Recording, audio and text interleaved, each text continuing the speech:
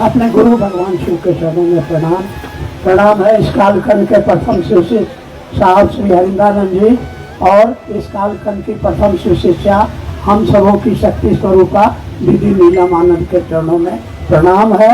यहाँ उपस्थित आप सभी भाई बहनों के चरणों में मेरा सादर प्रणाम है।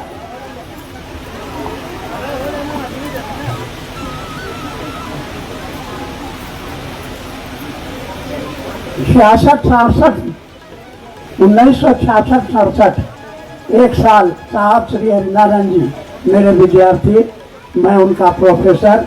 रात में वो मुझको जबरदस्ती एक रात श्मशान एक रात कब्रिस्तान ले जाते थे। इसके बाद रांची चले आए पढ़ने के लिए, मेरा साथ छूट गया। 20 वर्षों के बाद 88 में जब उनका मधेपुरा से तबादला हुआ पटना, तो श्री सरजू राम डिस्ट्रिक्ट कोऑपरेटिव अफसर के रूप में साहबगंज पदस्थापित हुए। उनके मार्फत मुझको साहब ने खबर भेजा कि मंडल भैया को मालूम कि अगर श्मशान साधना से फायदा हुआ तो ठीक, नहीं तो शिव को गुरु मान कर दे दें। उन दिनों मेरी आर्थिक हालत बहुत बहुत बहुत खराब थी, मैंने शिव को गुरु मान लिया। लेकिन आर्थिक स्थिति इतनी खराब थी कि पटना जाने का पैसे नहीं होता था, इच्छा होती थी। सरजू बाबू से बहुत कुछ बातें मालूम हुई थी, उसमें यह भी पता चल गया था कि उनकी शादी हो गई है। संयोग ऐसा बैठा कि एक आदमी आया, उसने कहा कि मैं पटना जा रहा हूँ, कोई संवाद है तो दे दीजिएगा। हमने कहा कि कहिएगा साहब को कि हमको आने का बहुत मन है लेकिन पैसा नहीं है, जाइए। उसके जाते ही एक आदमी आया और हमको जबरदस्ती पटना ले गया अपने खर्चा से। पटना में पहुंचा भी 106, पता लगाते लगाते दरवाज़ा पर नॉक किया, दरवाज़ा खुला और जो आकृति मेरे सामने खड़ी हुई गोल मटोल रखा जी की तरह, लेकिन चेहरे में एक ओज था, तेज था, आकर्षण था और मैं सहज ही प्रभावित होकर के उनके पैर की ओर हाथ बढ़ाया और वो 2 कदम पीछे हट गई, यह कहते हुए कि आप मेरे साहब के गुरु हैं, हम आपको प्रणाम करते हैं। उन्होंने मेरा कंधा पकड़ लिया और खींचते हुए ले जाके कुर्सी पर पटक दिया।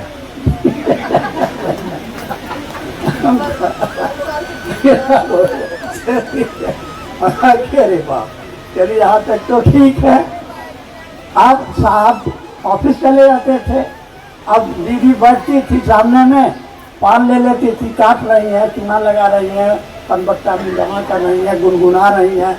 हाँ, उसमें से 2-3 गाने उनके बड़े प्रिय थे, कुछ लाइन हमको याद है।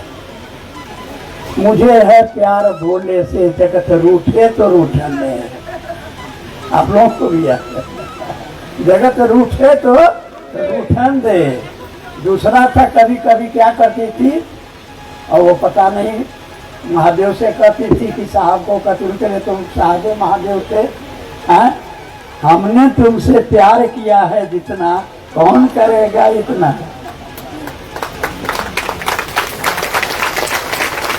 तेरी अदा के भोलेपन पर लुटते रहे हम जितना, कौन लुटेगा इतना।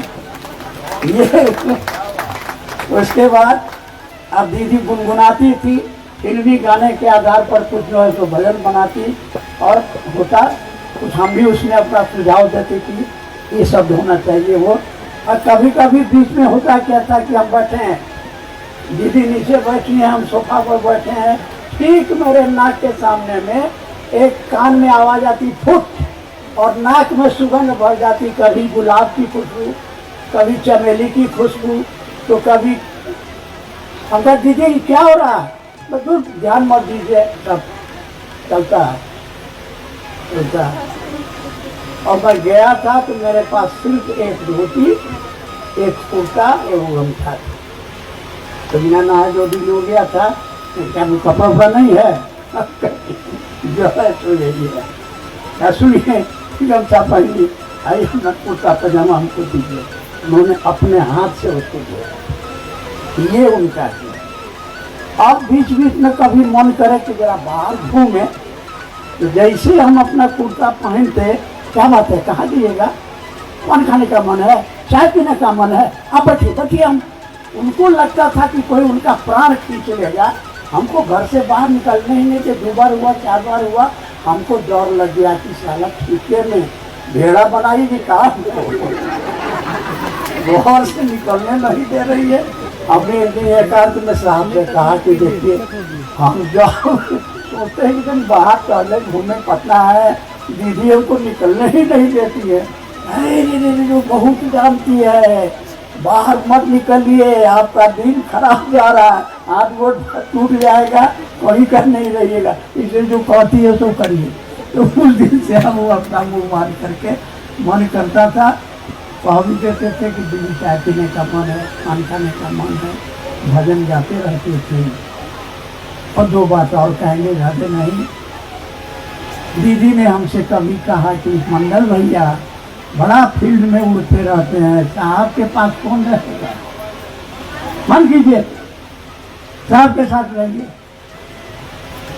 जब शरीर छोड़ दिया साहब दीदी ने, तो साहब हमको पुराते थे, आपको कुछ आता जाता है, कोनो काम के नहीं है, लेकिन क्या करें, नीलम कह गई है कि वो पूरा आदमी को रखिएगा, इसलिए आपको हम रखते हैं।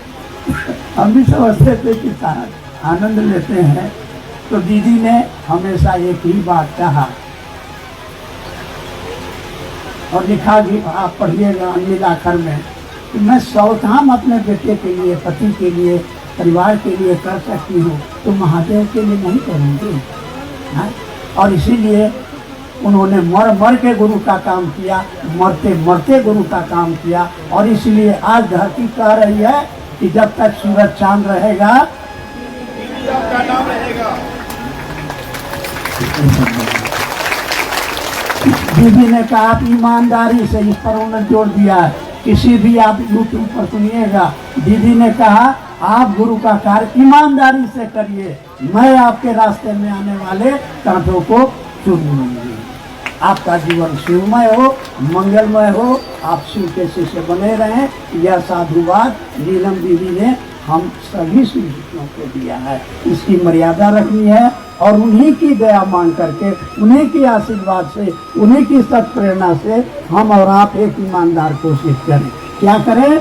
लोगों के दिलों में शिवता का चिराग जलाने का संकल्प लें, करेंगे वही। हम और आप केवल माध्यम है, तो इस काम को ईमानदारी से करें। इसके लिए भी दीदी से दया मांगेंगे, साहब से भी आशीर्वाद मांगेंगे, अपने गुरु से भी आशीर्वाद मांगेंगे, और इस काम को करेंगे। दीदी और साहब के इस सपने को, इस दुनिया के एक एक आदमी के दिलों में शिव शिवता का चिराग जलाना, इस संकल्प को कौन पूरा करेगा? हम करेंगे। आप सभी के चरणों में पड़ा।